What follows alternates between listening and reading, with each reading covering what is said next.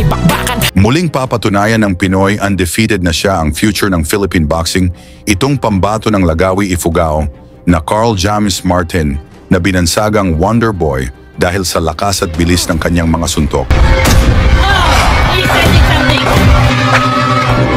Finish him! Taglay ni Martin ang kartadang 26 na panalo, walang talo at 20 knockouts, at isang #1 contender sa WBO sa Super Bantamweight Division kung saan ang champion ay ang monster ng Japan na si Naoya Inoue.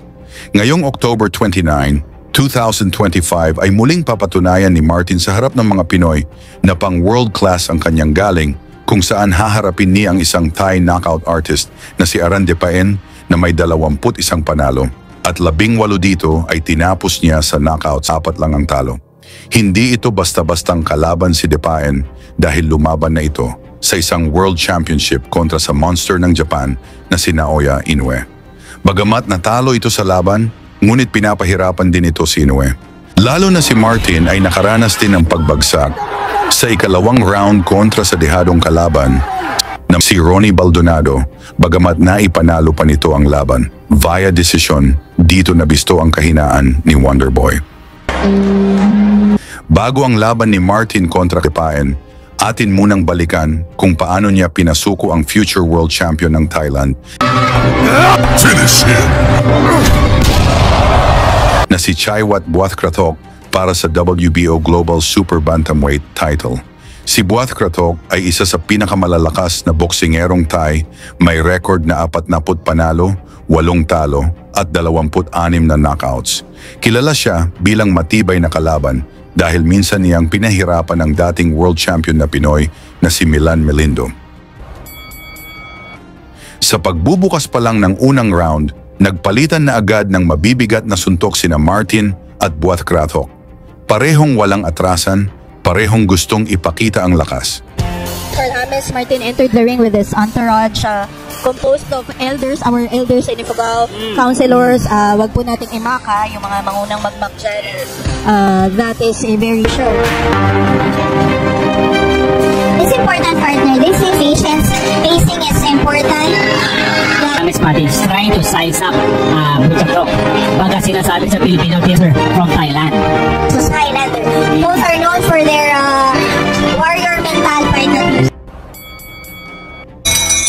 Si Carl, like I always said, pag kino-cover natin siya, Carl James Martin could beat you in 2 ways. He could beat you by points and he has the power to defeat And of course, Melindo. Yes, Melindo. Napansin natin yung although malaki siya, yung reach yata medyo may disadvantage din siya. yes, definitely. And you are right, sabi ng mga ilang fans, yes, may lakas. Naman, hindi ka naman kasi pwedeng masanction na lumaban sa WBO Global Yes, of course. Championship kung hindi ka rated. And Carl James Martin. Hindi mo matatawaran yung heart na time. Meron lang siyang schedule na fight.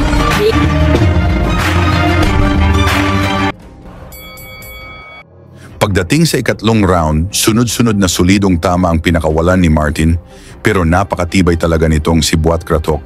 Parang pader, ayaw bumagsak. Yes. And this global title by the WBO is a good kuha ang world title.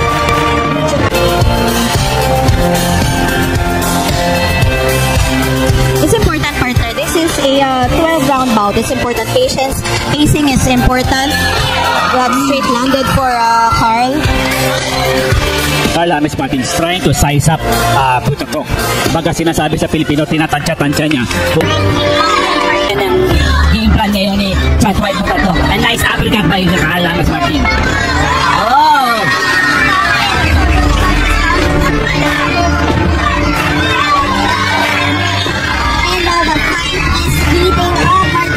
May mga boxer dyan ayaw. Fight. Partner, doon mo sa nagsasabing hindi full house ang crowd.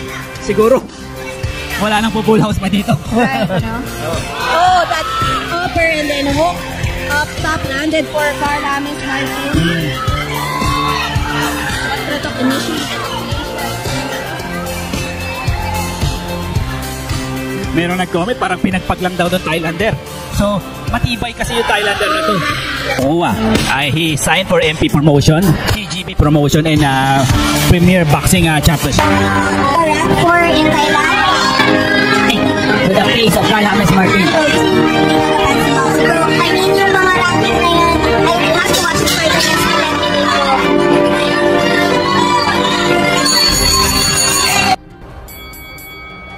Pagsapit ng ikalimang round, lalo pang dumami ang mga suntok na tinanggap ng Thai champion, pero nakatayo pa rin, matapang na lumalaban. With that high guard, just absorbs that punch and counters. But not as a scoring punch. 4 to 5 punch combination is a scoring. As long as it lands. Yes, It has to land, ano? If it touches the arms or the gloves, although it doesn't land, it has the ability to weaken you. Nakakapagod yung partner, kaya nung matamaan ka sa braso, kahit pa gano'ng protect ka, pag natamaan ka pa ulit-ulit. Now, it really hurts. Na sumusuporta kay Oh, that's an hammer! Wow! Oh, wow! Martin with that uppercut certainly hurts that Kratok. And he spends his blood in the water, partner. Oh, wow! I think Martin is smelling blood right now. Smelling that uppercut that got through the ground. Wow! Oh, wow! He composed. Oh, wow! Hindi talaga yung Kratok, yung mga body. So, ni Carl James Martin. And of course, we started. Oh, nice hit by Martin! Kratok, partner! Pinamana naman siya ng 1-2 doon. Oh! Wow! He was able. Paano naman siya ng 1-2 doon? Oh! Wow! He was able to recover from that. He was stunned by those punches and he is still a standing partner. Counters with Oh, a little rubber legs for Butatok right now. Sa huling bahagi ng round, naalog si Buat Kratok mula sa matinding tama ni Martin, pero inabot pa rin ang bell para makaligtas. There you have it, partner. Oh, wow, another.